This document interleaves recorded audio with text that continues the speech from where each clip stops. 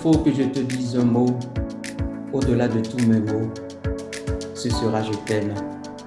Je pense que c'est ce que nous disons tous à l'Esprit Saint en ce moment. Je t'aime, Esprit Saint, viens à moi. Et c'est le même mot que l'Esprit Saint adresse à chacun de nous. Tu es précieux, je t'aime, et je viens à toi. Tout à l'heure, dans le message que le Père, quant à la Messa, nous a adressé, il y a deux expressions qui m'ont vraiment frappé. La première, c'est que le don de l'Esprit Saint, c'est le don de l'amour de Dieu. Ce qui signifie que plus nous sommes remplis de la présence de Dieu, plus nous sommes remplis de l'Esprit Saint. Alors, voulez-vous être remplis de l'Esprit Saint? Accueillez Dieu en vous. Vous serez remplis des dons de l'Esprit Saint. Et puis, il a ajouté également que nous devons avoir une vision prophétique. Nous devons être des évangélisateurs prophétiques. Oui, que le Seigneur nous accorde cette grâce à nous tous, d'être des évangélisateurs dont la parole vient de lui-même. Une parole qui conduit à la vérité, une parole qui construit et relève. Je remercie les organisateurs qui ont fait appel à moi, pauvre serviteur de Dieu, pour cet enseignement. Et je supplie l'Esprit Saint de faire de ce moment que nous passons ensemble un temps de grâce, un temps de bénédiction. Que ce ne soit pas seulement comme un enseignement, une leçon que nous venons apprendre sur lui, mais une expérience que nous allons vivre ensemble avec l'Esprit Saint. Au moment où le monde est désorienté et que nos cœurs sont troublés, au moment où nous sommes assaillis de questions sans réponse, nous venons humblement devant l'Esprit pour solliciter sa grâce, pour nous confier à lui.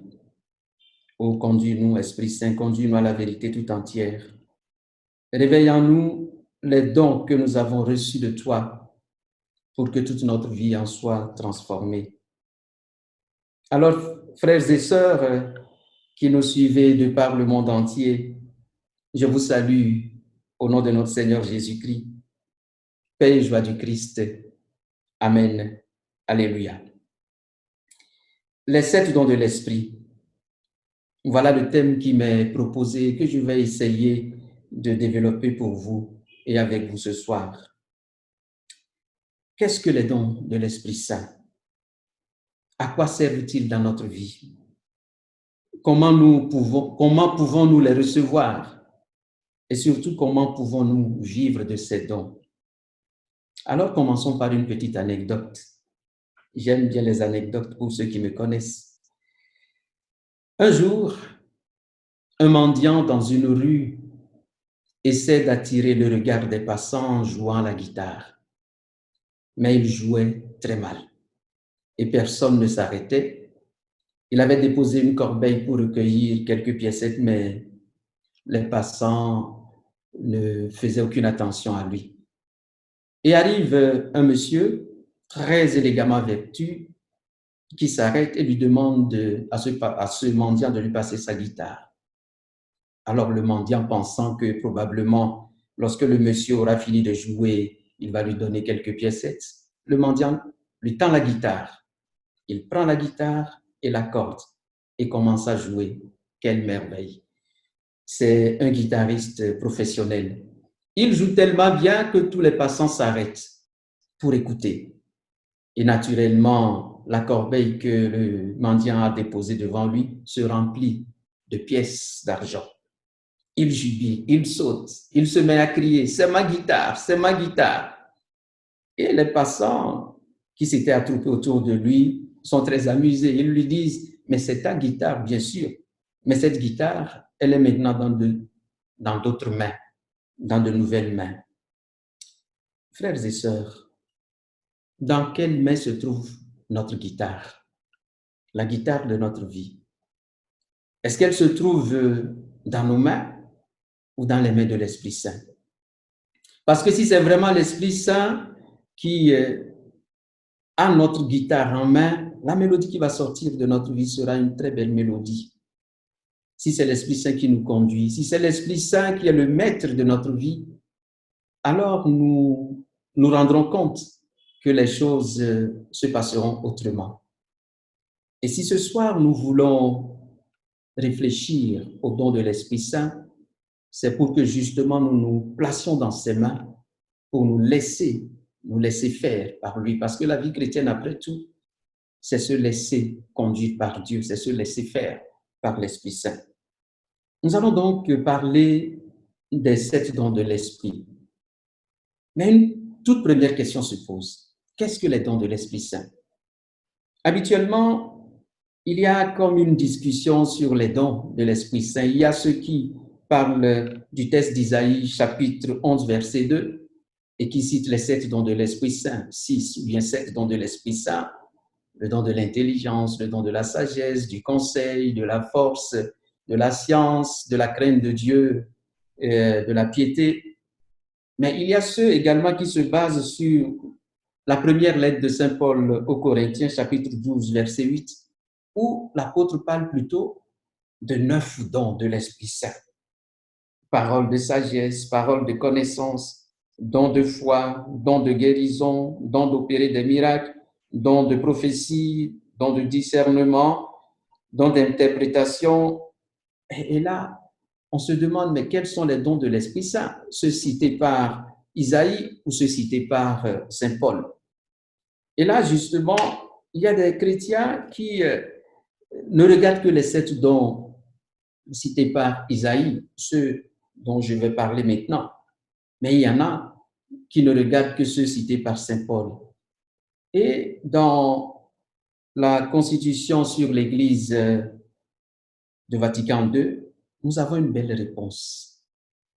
Le Seigneur sanctifie l'Église à travers les sacrements, les ministères et les dons. Cela signifie que la sanctification ne vient pas d'abord de nous-mêmes, elle vient de Dieu à travers les sacrements, les ministères et les dons de l'Esprit Saint. Mais le Concile ajoute également, l'Esprit Saint nous donne également des grâces particulières, des grâces spéciales, qui sont des dons, qui sont les charismes.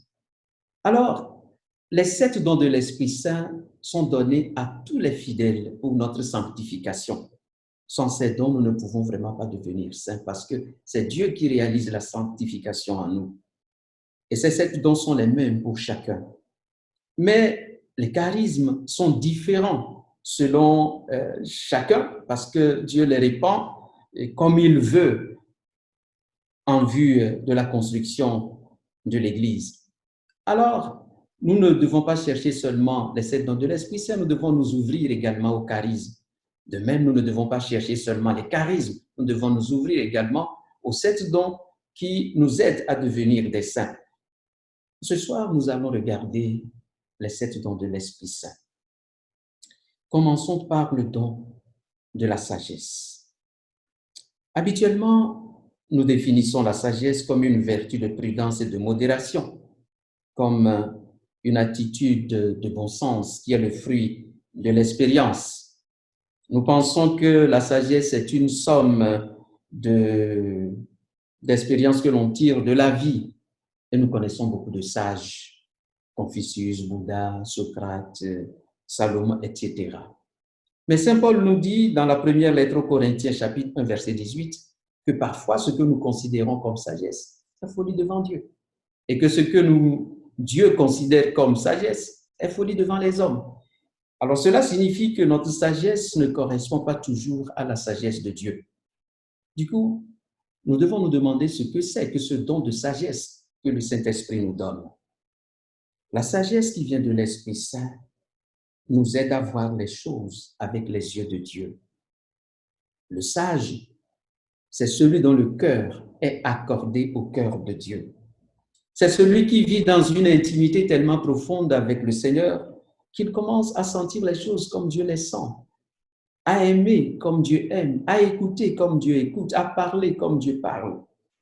Alors, cette sagesse-là, c'est le fruit de l'Esprit Saint en nous. Et plus nous sommes en communion avec l'Esprit Saint, plus nous devenons sages à la manière de Dieu. Alors, demandons au Seigneur de nous envoyer cet esprit, de nous communiquer cette sagesse pour que nous puissions en vivre réellement. Il y a le don de l'intelligence. L'intelligence humaine, c'est la capacité de comprendre les choses, de saisir la réalité. Oui, c'est important d'être intelligent dans la vie. Mais l'intelligence que donne l'esprit va au-delà de cette réalité que nous avons sous les yeux. Saint Paul écrit aux Corinthiens, dans sa première lettre au chapitre 2, « Ce que l'œil n'a pas vu, ce que l'oreille n'a pas entendu, ce qui n'est pas venu à l'esprit de l'homme, ce que Dieu a préparé pour ceux dont il est aimé, c'est cela que l'Esprit Saint nous communique. » Alors cela signifie qu'il y a une intelligence qui va au-delà de l'intelligence humaine. Et cette intelligence est liée à la foi. Un passage de l'évangile de Luc illustre parfaitement ce que c'est que cette intelligence. C'est dans Luc chapitre 24. Vous vous rappelez le récit des pèlerins d'Emmaüs? Ils étaient déçus après la mort du Christ. Ils rentraient à Emmaüs et sur le chemin, Jésus les rejoint. C'était Jésus, mais leurs yeux ne l'avaient pas encore reconnu. Ils connaissaient tout sur Jésus, mais ils n'avaient rien compris. Et lorsque Jésus les interroge, ils racontent à Jésus lui-même sa propre histoire, mais vue avec des yeux humains. Et Jésus, en partant de l'Écriture, leur dévoile le sens de son histoire. Il les introduit dans l'intelligence des Écritures. Alors, lorsque nous parlons d'intelligence spirituelle, cela n'est pas le fruit de, je ne sais pas, de grandes formations que l'on reçoit ou d'une somme de connaissances que l'on amasse. Cette intelligence provient de Dieu. Dieu ouvre nos cœurs pour nous faire comprendre certaines choses. Et justement, c'est cette intelligence qui permet de comprendre ce qu'est la foi. Ce n'est pas la somme de ce que nous lisons. La foi, elle est communiquée par cette intelligence-là. Demandons au Seigneur, demandons à l'Esprit Saint de nous donner ce don pour que nous puissions en tout moment comprendre le sens de ce que nous vivons, le sens de notre histoire, le sens de l'histoire du salut. Le don du conseil. Nous lisons au psaume 1, verset 1. Heureux l'homme qui ne marche pas selon le conseil des méchants. Ah, cela signifie qu'il y a de mauvais conseillers. Pour bien se conduire dans la vie, il faut s'entourer de bons conseillers. Et le conseiller, le bon conseiller par excellence, c'est le Seigneur lui-même, c'est Dieu lui-même, comme nous le dit le psaume 15 au verset 7. Je bénis le Seigneur qui me conseille. Même la nuit, mon cœur m'avertit. Vous voyez, les conseillers humains, ils nous parlent quand nous sommes réveillés. Mais le conseiller divin nous parle même pendant la nuit. Même pendant la nuit, mon cœur m'avertit.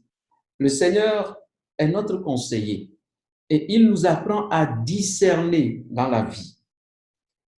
Il nous apprend à désirer ce qu'il désire. Il ouvre comme un œil de notre cœur pour que nous entrions dans la logique de Dieu.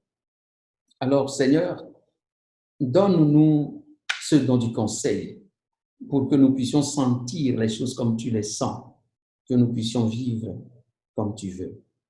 Le don de la force. Dans la vie commune, c'est celui qui est le plus fort qui domine.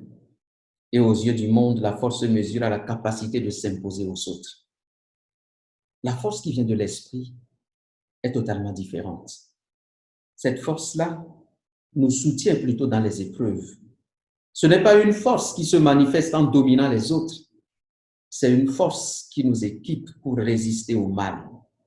Elle nous donne le courage de témoigner au milieu des souffrances et de l'adversité.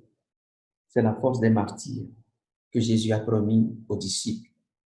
Nous nous rappelons ce qu'il disait dans Luc, chapitre 12. Quand on vous traduira devant les gens des synagogues, les magistrats et les autorités, ne vous inquiétez pas de la façon dont vous vous défendrez, ni de ce que vous direz. C'est l'Esprit Saint lui-même qui vous enseignera à cette heure-là ce qu'il vous faudra dire. Oui, cette force que le Seigneur nous donne, il ne nous l'accorde pas seulement dans des moments particuliers. Elle nous accompagne à tout moment, à tout instant. Voilà pourquoi Saint Paul a pu s'écrier « Je peux tout en celui qui me fortifie ». Oui, nous pouvons tout en celui qui nous fortifie. La science. La science humaine se définit généralement comme la connaissance des lois de la nature. C'est la capacité de connaître de manière rationnelle les lois de ce qui nous entoure. Mais qu'est-ce que c'est le don de la science de Dieu? Le don de la science qu'accorde l'Esprit Saint est plutôt la capacité de découvrir la présence de Dieu à travers la création. Celui qui a le don de la science, évidemment, ne va pas expliquer comment fonctionnent les galaxies, mais il comprendra que tout l'univers est un don de Dieu. Il lie sa présence dans tout ce qui existe, car tout lui parle de Dieu. Le don de la science conduit l'homme à la contemplation. Vous voyez, dans le livre de la Genèse, au chapitre 1, le récit se termine chaque fois, le récit des 6 jours se termine chaque fois par un mot, et Dieu vit que cela était bon, jusqu'au 6e jour. C'est pas si vous l'avez remarqué. Au 6e jour, le texte sacré dit, et Dieu vit que cela était très bon. Après avoir créé l'homme, qui est le sommet de la création, Dieu vit que cela était très bon. Alors, le don de la science nous permet de comprendre que la création est un don de Dieu. Un don de Dieu devant lequel nous devons avoir 2 attitudes. D'abord, attitude de respect, de gratitude pour ce que nous avons reçu. Et donc, si nous l'avons reçu, nous n'allons pas le détruire, ce que nous avons reçu si gracieusement de la part de Dieu. Ensuite, nous ne devons pas absolutiser la création. C'est Dieu seul qui a besoin d'être adoré. Il y a beaucoup de choses devant lesquelles nous nous asservissons. Le don de la science nous apprend à n'adorer que Dieu seul, à nous tourner vers lui seul. Le don de la piété. Parfois, nous pensons que la piété se limite à la dévotion. Nous disons qu'une personne est très pieuse lorsqu'elle a beaucoup de dévotion, lorsqu'elle récite beaucoup de prières, lorsqu'elle a beaucoup de pratiques. En réalité, le don de la piété, c'est une question de relation avec Dieu. C'est d'abord cela. L'homme pieux, c'est l'homme qui se met dans une attitude filiale vis-à-vis de Dieu, indépendamment de tous les actes qu'il pose. L'homme qui est vraiment pieux, c'est celui qui reconnaît Dieu comme son Père et qui, de manière très filiale, s'abandonne dans ses mains. Saint Paul nous dit dans la lettre aux Romains, chapitre 8, « Vous avez reçu un esprit qui fait de vous des fils, et c'est en lui que nous crions « Abba », c'est-à-dire « Père ». Ô Saint-Esprit, donne-nous ce don de piété pour que nous puissions reconnaître notre relation filiale envers le Père, que nous puissions nous abandonner dans ses mains. La crainte de Dieu. Il y a une crainte qui fait redouter le châtiment et il y a une autre crainte qui fait redouter de blesser l'autre. C'est 2 choses différentes. Saint Robert Bellarmine écrit « Celui qui aime craint de déplaire à celui qu'il aime ». Si nous aimons Dieu, nous aurons mal de pécher contre lui. Nous allons détester le péché. Ce n'est pas que nous allons redouter que Dieu nous impose un châtiment ou que Dieu nous punisse. Non, nous aurons de la réserve, une certaine attitude de respect, d'humilité devant Dieu parce que nous ne voulons pas le blesser, nous ne voulons pas blesser son amour. C'est cela la crainte de Dieu. Ce n'est pas la crainte d'un châtiment, mais la crainte de blesser l'amour de Dieu. Comme c'est beau tout ce que nous venons de dire des dons de l'Esprit. Mais les avons-nous reçus? Si oui, pourquoi est-ce que cela ne se manifeste pas dans nos vies? Je pense que la réponse, une première réponse peut être que nous avons reçu l'Esprit de Dieu, mais nous n'en sommes pas très conscients. Vous vous rappelez l'épisode de Saint Paul à Éphèse? C'est dans le livre des Actes des Apôtres, chapitre 19, verset 2. Il demandait aux Éphésiens s'ils ont reçu l'Esprit Saint. Et il lui répond, nous ne savons même pas qu'il y a un Esprit Saint. Cela me rappelle un peu la vie de tant de fidèles qui ne savent même pas que l'Esprit Saint est dans leur vie, qu'ils l'ont reçu et que l'Esprit Saint n'attend que leur abandon dans ses mains pour agir. Souvent, nous ne voyons pas les dons de l'Esprit Saint parce que nous ne nous rendons même pas compte de les avoir reçus. Ensuite, les dons de l'Esprit Saint ne se manifestent pas réellement en nous parce que nous ne prions pas assez l'Esprit Saint. Nous ne lui demandons pas de prendre en main nos vies. À tout moment, nous ne nous abandonnons pas à lui. Nous n'implorons pas sa grâce. Ce serait bon, chaque matin au réveil, de dire à l'Esprit Saint, descends sur moi, guide mes pas, éclaire-moi, conseille-moi. Je veux vivre comme Jésus veut. Je veux être un disciple. Apprends-moi à grandir dans la sainteté. Et la troisième raison, c'est que nous ne sommes pas attentifs à ses actions. Et là, si vous le permettez, je vais vous raconter comment moi j'ai reçu les visions de l'Esprit Saint. Cela peut peut-être aider certains à comprendre comment l'Esprit agit dans nos vies. J'étais jeune prêtre, j'avais 1 an de sacerdoce et je me préparais à recevoir le don de l'Esprit Saint. Je faisais la préparation des semaines là. Et puis une nuit, je dormais. J'étais seul. Je dormais. Peut-être vers minuit. Je saute de mon lit et je commence à chanter. J'étais rempli d'une telle joie, d'une telle paix. J'avais l'impression qu'il y avait un fleuve qui coulait sur ma personne. Il y avait une paix qui m'envahissait. Je ne comprenais pas. J'ai commencé à chanter tout seul, à louer le Seigneur. Et j'ai eu du mal à me retenir. Je me disais, mais qu'est-ce qui se passe? Tu deviens fou? Qu'est-ce que tu as? Et après, je me suis rassis et j'essaie de comprendre ce qui m'arrivait. Ah, je me suis dit, tiens, c'est ce qu'on appelle l'effusion de l'Esprit Saint. Le Seigneur répand ses dons quand on désire sa présence, quand on s'abandonne dans ses mains. Et la paix que j'avais éprouvée ce jour-là était si profonde. La sérénité était si douce que chaque fois que je traverse une épreuve et que je me rappelle ce que j'ai vécu cette nuit-là, je me dis, le Seigneur est là, il est au cœur de ma vie. Ce que je souhaite que chacun puisse vivre en ce temps de préparation à la Pentecôte, c'est une découverte du don de l'Esprit dans sa vie. Le Seigneur est là. Il nous accorde sa force, son intelligence, sa sagesse, son conseil. Il nous remplit de sa douce présence. Ouvrons nos cœurs pour l'accueillir, pour qu'il transforme quelque chose dans nos vies. Les dons de Dieu ne sont pas seulement réservés aux autres. Nous les avons reçus nous aussi. Laissons l'Esprit les développer en nous.